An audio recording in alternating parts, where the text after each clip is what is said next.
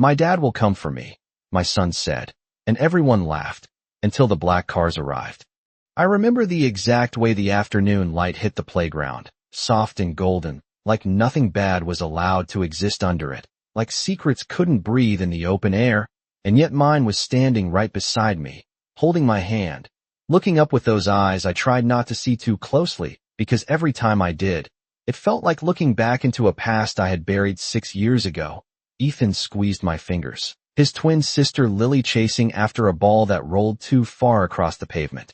Her laughter light, unaware, innocent in a way I fought every single day to protect, and I told myself again what I always told myself.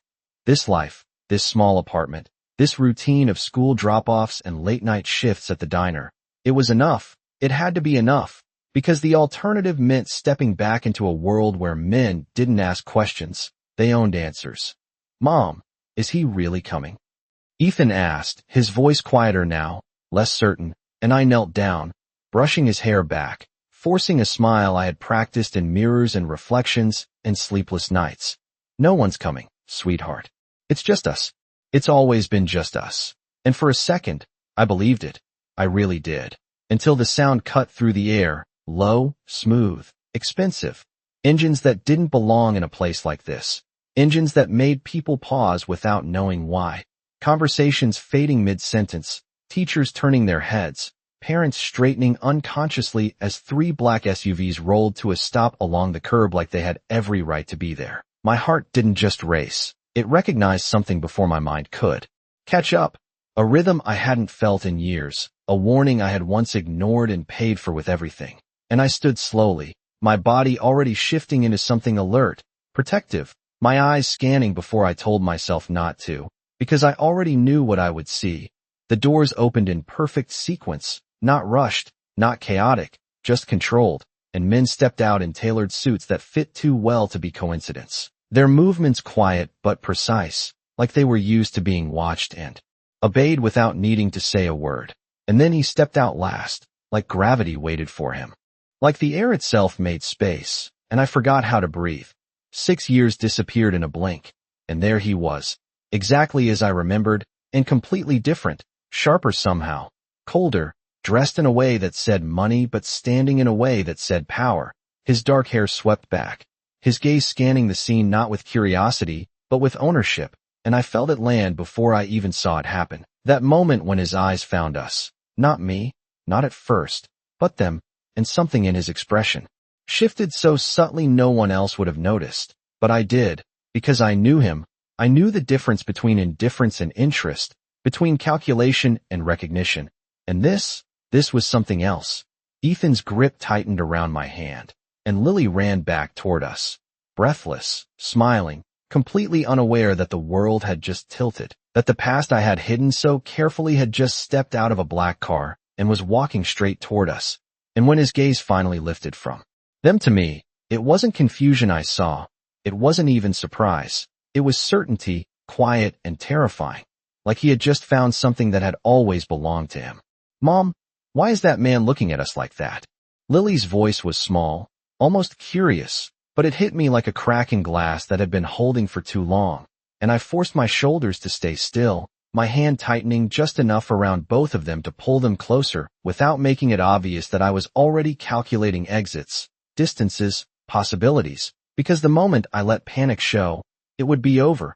I lowered myself slightly, keeping my voice calm, steady, the way I had learned to speak when everything inside me was anything. "But, stay right here, okay? Do not move unless I tell you to." And Ethan nodded immediately, too perceptive for his own good, while Lily glanced back at the man again, her brows knitting together as if she felt something she could not name. I stood up slowly, my heart beating in a rhythm I had not felt in 6 years. Each step he took toward us measured, unhurried, like he knew time would wait for him. Like the entire world had already agreed to whatever he was about to say. And the closer he got, the more the noise around us faded until it felt like there was nothing left but the space between us. He stopped a few feet away, close enough that I could see the faint line near his eyebrow I used to trace with my eyes when I thought I understood him, close enough that I could smell the clean, sharp scent that never quite covered the weight of who he was. And for a moment, neither of us spoke, because words would have made it real. And I had spent years making sure this never became real again. His gaze moved again, not rushed, not uncertain, from me to the children and back. And when he spoke, his voice was exactly the same, low, controlled, the kind that did not need to be raised to be obeyed. How old are they? The question landed gently, almost politely, but there was something beneath it, something that pressed against every wall I had built, and I shook my head before I even realized I was doing it. You should leave, I said, keeping my tone even, refusing to answer, refusing to give him anything, because answers led to truths, and truths led to him. One of the men behind him shifted slightly, like he was about to step forward, but a single glance from him stopped it instantly, and that alone told me nothing had changed. Not really. He still controlled everything with just a look. That is not what I asked, he said, and there was no anger in it, no frustration, just certainty, like he already knew the answer and was waiting to see if I would lie, and I felt it then. That impossible pull between the life I had built and the one I had run from, both standing in front of me, both demanding something I could not give. Ethan stepped a little closer to my side, his voice quiet but steady.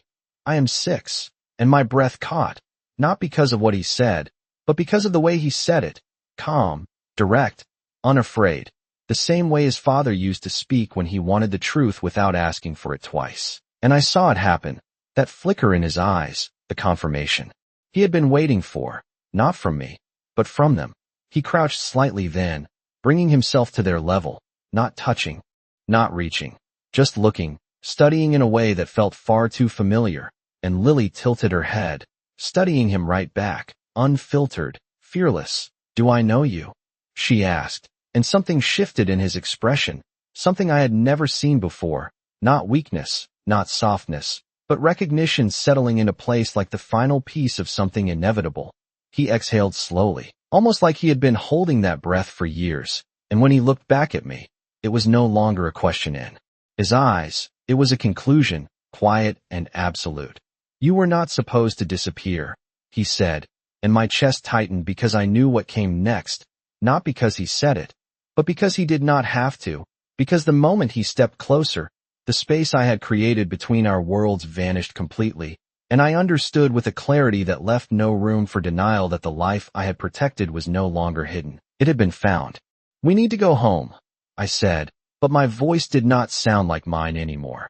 It sounded like someone trying to hold together something that was already breaking, and I bent slightly, placing a hand on each of their shoulders, grounding myself in their warmth, in their smallness, in the life I had built piece by piece without him. Now, I added, softer this time, but firm, and Ethan nodded again, always understanding more than I wanted him to.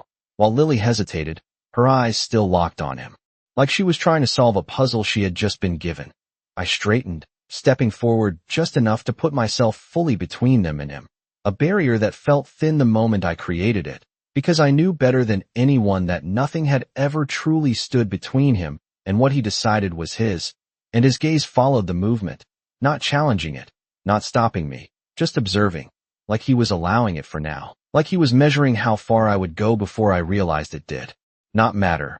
You should not be here, I said, keeping my tone controlled, each word chosen carefully, because anything less would give away too much. This is not your world.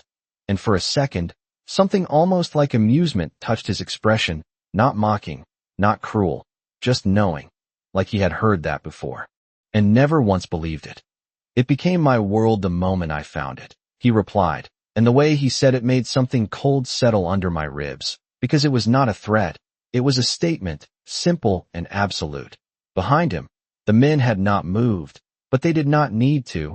Their presence alone shifted the space around us, people nearby pretending not to stare while clearly listening. The entire scene balancing on something fragile and invisible. I reached for Ethan's hand again, squeezing.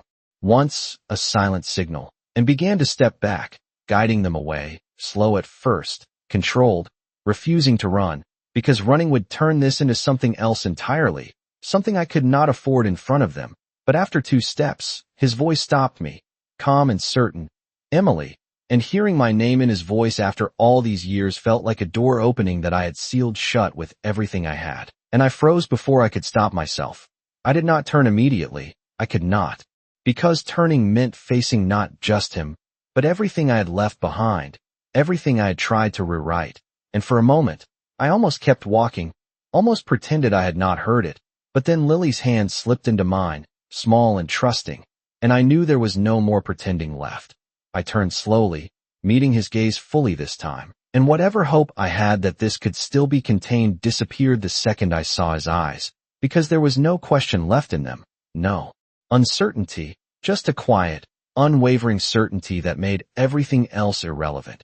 "You do not get to say my name like that," I said, softer than I intended, but steady, holding on to the only piece of control I had left, and he took one step closer, not enough to invade, just enough to close the distance that mattered, and lowered his voice just slightly, as if what he was about to say was meant only for me.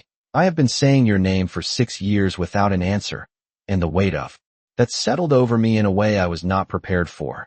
Not anger, not accusation, just something deeper, something that reached past everything I had built and touched the part of me that remembered exactly who he was and exactly what I had taken from him. And before I could respond, before I could rebuild the walls that were already cracking, he glanced once more at the children, then back at me, and said quietly, with a certainty that left no room for denial, "We are not finished, Emily." And I knew, standing there with their hands in mine and his world closing in around us, that this was not an encounter. It was the beginning of something I could not walk away from again. The drive home felt longer than it ever had before, even though it was the same 12 minutes, the same turns, the same familiar streets that had once meant safety, but now every red light felt like a pause I could not afford. Every passing car made my pulse jump just enough to remind me that nothing about today was normal anymore. Ethan sat quietly in the back seat, his gaze fixed out the window in that way he had when he was thinking too much, while Lily swung her legs lightly, unaware of the full weight of what had just happened, but aware enough to keep glancing at me through the rearview mirror, searching for something in my face I was trying very hard not to show. "Mom," she said softly after a few minutes, her voice cutting through the silence I had been hiding behind. "Was that man someone you knew?" And my hands tightened slightly on the steering wheel, just enough for me to feel it, not enough for them to notice. Because this was the moment I had rehearsed in my mind 1,000 different ways and still never found a version that felt right. "A long time ago," I answered carefully, choosing each word like it could break if I held it wrong. And that seemed to satisfy her for a second, but not Ethan, never Ethan. Because he leaned forward just slightly, his voice calm in a way that mirrored someone I had tried to forget. "He knew us," he said, not asking, just stating. And I felt that truth land harder than anything else had today. I pulled into our apartment complex, the familiar brick building rising in front of us like something smaller than it had ever felt before, like the walls that once protected us now looked thin, temporary, and I parked, turning off the engine. But not moving right away, because stepping out meant stepping into whatever came next, and for one brief second, I let myself sit there, breathing in the quiet, pretending it could still hold. "Listen to me," I said finally, turning slightly so I could see both of them, my voice steady but softer now, more serious. "If anyone ever asks you questions about today, about that man, you tell me first, okay? You do not answer anything on your own." And Lily nodded immediately, trusting without hesitation, but Ethan studied me for a moment longer before nodding too. And that look, that understanding, made something in my chest tighten, because I knew he already sensed more than I wanted him to. We stepped out together, the air cooler now as the sun dipped lower, and everything looked the same cracked pavement, the same flickering hallway light near the entrance, the same neighbor's dog, barking somewhere in the distance. But it all felt different, like the life I had built was no longer invisible, like it had been marked. I reached for my keys, guiding them inside, my mind already moving ahead, calculating what I needed to do next, what I needed to prepare for. Because if there was one thing I knew about him, it was that he did not walk away from something unfinished, and today had not been an ending. It had been a beginning. We made it up the narrow stairs, into the apartment. The door clicking shut behind us with a sound that should have felt final but did not, and I turned the lock twice out of habit. Even though I knew locks had never really been about keeping him out, they were about making me feel like I had a choice. "Can we have dinner now?"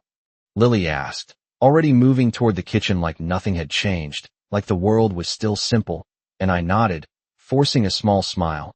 Of course, because they deserved that. They deserved normal. Even if I had to build it again from nothing. Even if it only lasted a few more hours.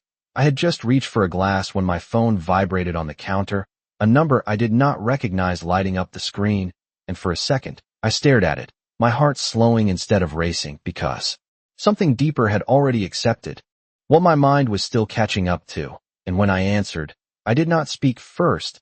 I did not need to, because his voice came through calm and unmistakable, like he had never left, like 6 years had been nothing more than a pause. We need to talk. And I closed my eyes for just a second, knowing there was no version of this where I could say no anymore. I did not answer right away, because answering meant stepping into something I had spent 6 years avoiding. And for a moment, I just stood there with the phone pressed to my ear, watching Lily open the fridge like it was any other evening, watching Ethan lean his backpack against the wall with quiet precision, and I realized how fragile this version of normal really was. Not here.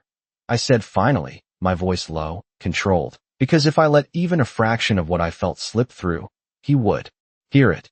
He always heard what people try to hide. And there was a brief pause on the other end. Not hesitation, not confusion, just a measured silence that told me he was already adjusting, already deciding. Name the place, he replied, and I closed my eyes for a second, thinking fast, choosing carefully, because every decision mattered now in a way it had not this morning.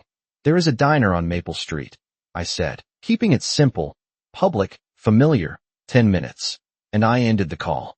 Before he could say anything else, before I could change my mind. The quiet in the apartment felt heavier after that, like the air itself had shifted, and I turned back to them, forcing my expression into something steady, something they could trust. I need to step out for a little while, I said, moving toward the counter, grabbing my keys without rushing. Mrs. Turner downstairs will stay with you.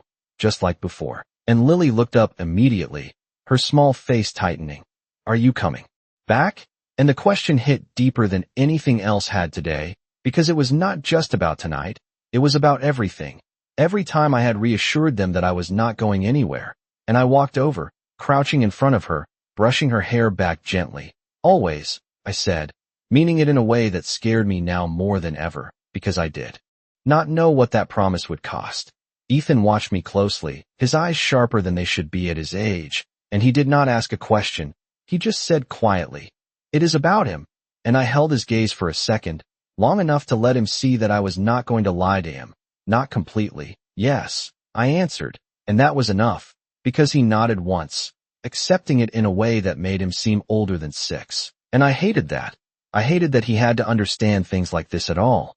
I got them settled, knocked on Mrs. Turner's door, gave the usual explanation that sounded routine, even though nothing about this was. And when I finally stepped back outside, the evening air felt cooler, sharper, like it was trying to wake me up to what I was about to do. The walk to the diner was only a few blocks, but every step felt deliberate, like I was walking towards something that had been waiting for me for years. And when I reached the corner, I saw it immediately, the black car parked across the street, not hidden, not subtle, just there, like it belonged, like it was part of the landscape now. I did not stop. I did not hesitate. I just crossed the street and pushed open the diner door, the familiar chime ringing above me, the smell of coffee and grilled food wrapping around me in a way that should have been comforting but was not, because he was already there, sitting in the far booth, exactly where he could see the entrance, exactly where no one could approach without him. Knowing, he did not stand when I walked in, did not wave, did not call my name. He just watched me, his expression unreadable, his presence pulling the entire room slightly off balance without anyone realizing why. And as I walked toward him, each step steady, each breath controlled, I understood something with absolute clarity. This was not a conversation I could control. This was not a situation I could manage. Because the moment I sat down across from him, the life I had built and the life I had run from were no longer separate. They were colliding, and there was no way to walk away from the impact this time. I did not speak. First, because I knew better than that.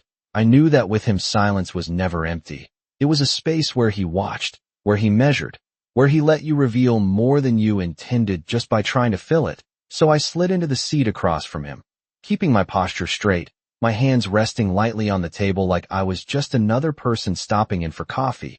Even though nothing about this felt ordinary, the waitress came by, her voice bright, unaware, and I ordered without thinking, something simple, something automatic, while he declined with a slight shake of his head, his attention never leaving me. And the moment she walked away, the air shifted again, quieter, heavier, like the world had narrowed down to just this booth. Just this conversation that had been waiting 6 years to happen. You left without a word, he said, not accusing, not raising his voice, just stating it like a fact that had been recorded somewhere permanent. And I let out a slow breath, meeting his gaze without looking away, because if I did, I would lose something I could not afford to lose right now. I had my reasons, I replied, and his eyes flickered slightly at that. Not disbelief, but recognition, like he expected nothing less. You always did, he said, and there was something in the way he said it that almost felt like a memory, like he was standing in 2 timelines at once. The one where we were strangers sitting across from each other now, and the one where we were not. I wrapped my fingers around the edge of the table, grounding myself, keeping my voice steady. You should not have come today, and that earned a small pause, the kind that meant he was deciding how much to say next, how much to reveal, and when he leaned back slightly, his expression remained calm, controlled, but there was something sharper underneath it now, something that had shifted from observation to intention. You think I had a choice? He asked, and the question lingered in the space between us, not because I did not understand it, but because I understood it too well, because he had never been a man who ignored what mattered, and the moment he had seen them, there had been no version of this where he walked away. I shook my head slightly, keeping my tone low. You always have a choice, and that time, something almost like a shadow of a smile touched his lips, brief and gone before it could fully form. Not when it comes to family, he said, and the words settled between us in a way that made everything else fade, because it was no longer implied. It was no longer something I could avoid by not naming it.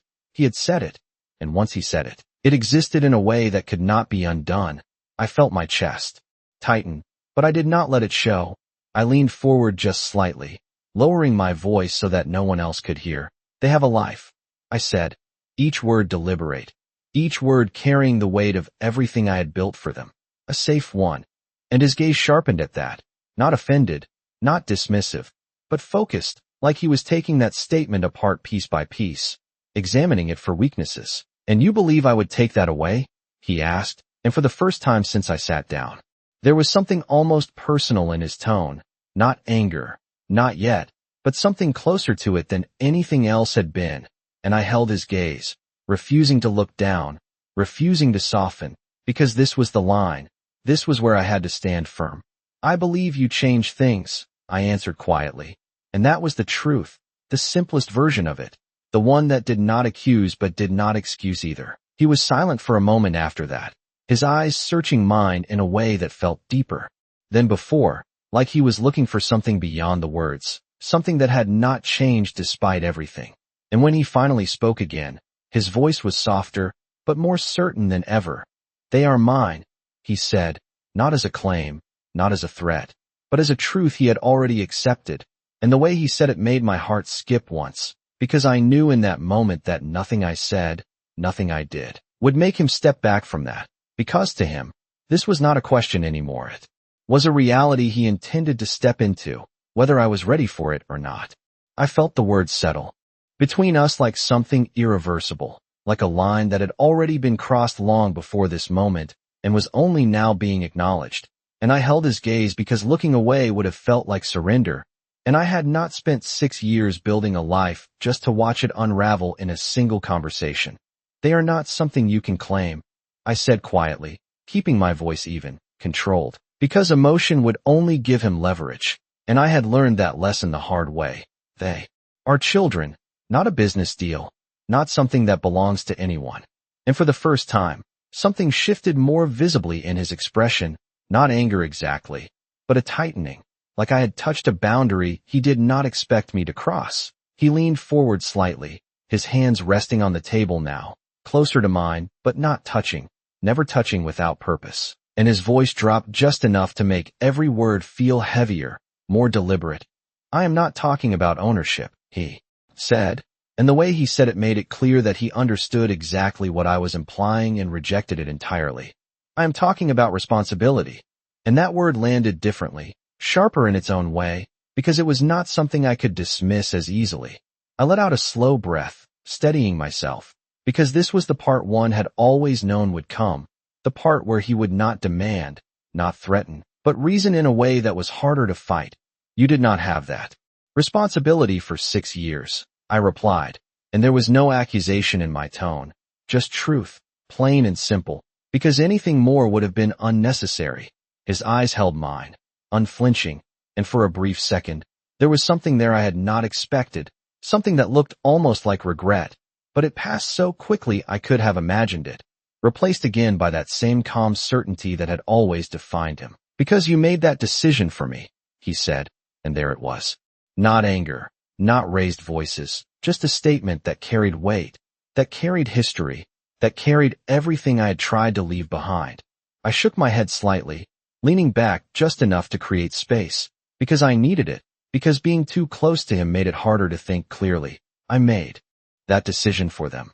I corrected, and I meant it, every part of it, because every choice I had made, every sacrifice, every night I had stayed awake worrying about what could happen if he ever found us, it had all been for them. The waitress returned with my coffee, setting it down with a small smile that felt out of place in the tension that filled the booth, and I wrapped my hands around the mug more for something to hold onto than for the warmth, watching the steam rise between us like a barrier that was not real.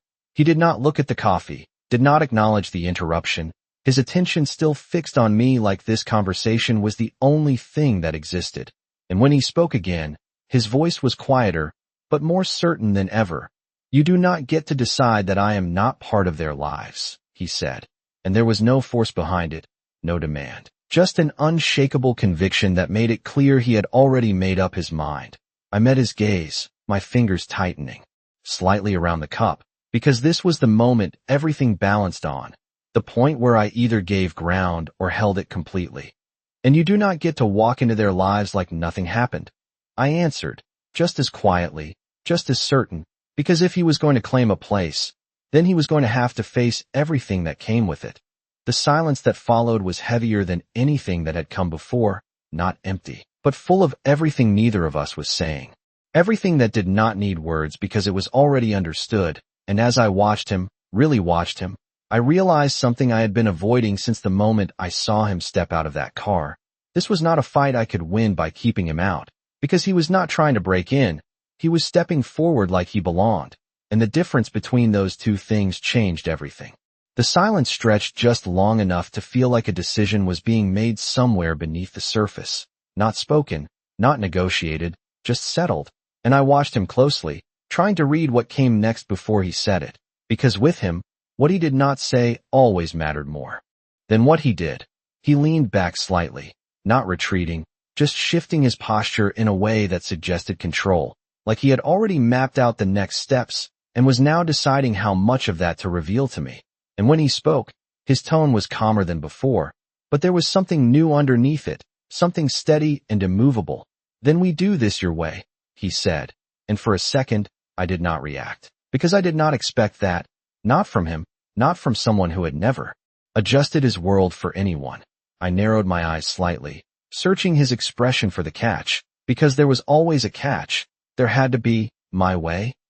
I repeated, and he nodded once, slow, deliberate, like the decision had already been made long before I asked the question. "I meet them properly," he continued, his gaze holding mine with that same quiet intensity. No pressure, no confusion, just presence. And the choice of words felt intentional, careful in a way that did not match the man I remembered, and that alone made me more cautious, not less. I let out a small breath, my fingers loosening slightly around the coffee cup I had barely touched, because this was not what I had prepared for. I had prepared for demands, for ultimatums, for control, not for something that sounded almost reasonable, and that made it more dangerous, because reasonable could slip past defenses in ways force never could. "And when they ask questions?" I asked, my voice quieter now, because this was where it mattered. This was where everything could unravel if handled wrong. And he did not answer immediately, his gaze shifting for just a fraction of a second, like he was considering not just the question, but the weight behind it, the consequences of whatever he said next. "We answer them," he said finally, simple, direct, but not careless, and I shook my head slightly, leaning forward again, because it was not that easy, it could never be. That simple. "They are 6, I said, my voice tightening just enough to reveal the edge I had been holding back. "You do not just walk into their world and change everything they understand overnight." And for the first time, he did not interrupt, did not counter immediately. He just listened, his expression steady, focused, like he was actually taking in what I was saying instead of preparing to override it. "Then we do not change everything overnight," he replied after a moment. And there was something in the way he said it that felt different, not concession, not weakness, but adjustment, like he was recalibrating instead of resisting, and that unsettled me more than if he had pushed back harder, because it meant he was not here to fight me. He was here to stay. I looked at him for a long second, really looked, searching for the man I had known, the one who moved through the world without hesitation, without compromise, and I saw him, still there, still unmistakable, but layered now with something else, something I could not name yet, something that made this moment feel less like a confrontation and more like the beginning of something neither of us had planned. "You do not get to disappear again," he added quietly, and that was the closest he had come to revealing anything personal, anything beyond control and certainty, and it landed in a place I had not expected, somewhere between guilt and something softer that I refused to fully acknowledge. I straightened slightly, drawing in a slow breath, because this was it, the moment where I either closed the door completely or opened it just enough to see what would happen next, and as much as every instinct in me told me to protect what I had built by keeping him out, another part of me, quieter but persistent, knew that door had already been opened the second he looked at them and knew. "One meeting," I said finally, my voice steady, deliberate, setting the boundary as clearly as I could. "On my terms," and his gaze did not waver, did not hesitate. "On your terms," he agreed, just as steady, just as certain, and something in the finality of that exchange made it clear that this was no longer about whether he would be part of their lives, it was about how, and that difference changed everything. I stepped out of the diner into the cool evening air, and for a moment I just stood there, letting the door close behind me, letting the noise of dishes and quiet conversations fade, until there was only the sound of my own breathing and the distant hum of traffic, because something had shifted. In a way I could not undo, not anymore. I did not look back at him. I did not need to, because I could feel it, the weight of his presence even from across the glass, the certainty that he was still watching, still calculating, still there, and the difference now was that I had not pushed him away completely. I had not shut the door. I had opened it just enough for him to step through. The walk back felt shorter this time, faster somehow, like my body had already accepted what my mind was still trying to process, and every step carried the same thought over and over again. One meeting, just one, controlled, careful, on my terms, but even as I repeated it, I knew him well enough to understand that nothing involving him stayed small for long. When I reached the apartment building, the familiar sight of it did not bring the same comfort it used to. It felt like something temporary now, like a place that had been safe because it was hidden, not because it was strong, and that difference mattered more than I wanted it to. I climbed the stairs, my hand brushing along the railing out of habit, grounding myself in something physical, something real, and when I reached the door, I paused for a second before unlocking it, not because I was afraid to go in, but because I knew that once I did, I would have to act like everything was still normal, like nothing had changed, even though everything had. The door opened, and Lily was the first to run toward me, her small arms wrapping around my waist. "You came back," she said, like it had ever been a question, and I bent down, holding her close, letting that moment anchor me in something simple and true. "I told you I would," I whispered, and behind her, Ethan stood watching, not running, not rushing, just observing in that quiet way of his, and when our eyes met, I saw it again, that understanding, that awareness that went deeper than his age should allow. I straightened, stepping inside, closing the door behind me, and Mrs. Turner gave me a small nod from the couch, her presence warm, ordinary, exactly what this space needed, And after she left, after the door clicked shut again, it was just us, just the three of us in the life I had built. Are you okay? Ethan asked, his voice calm but direct, and I walked over to him, kneeling so we were eye level, because he deserved honesty, even if it was not the full truth. Not yet. I am, I said, and I meant it in a way that was complicated, because I was not okay in the way I had been this morning, but I was steady, I was here, and that was what mattered right now. Lily climbed onto the couch, already talking about something from earlier, something small and bright and normal, and I listened. I really listened, because I knew those moments were about to become more fragile than ever. Later, after they were asleep, after the apartment fell into that quiet that only came in the middle of the night, I stood by the window, looking out at the street below, the same street I had looked at 1,000 times before, but tonight it felt different, like it was no longer just mine, like it had been mapped, found, understood. My phone sat on the table behind me, silent now, but no longer something I could ignore, and I knew that tomorrow would not be like today, because tomorrow he would step into their world, not as a stranger, not as a memory, but as something real, something present. And as I stood there, watching the reflection of the room in the glass, I realized the truth I had been avoiding since the moment he recognized them. I had not just been protecting them from his world, I had been protecting him from theirs. And now that those two worlds were about to meet, there was no way to predict what would change, only that everything would.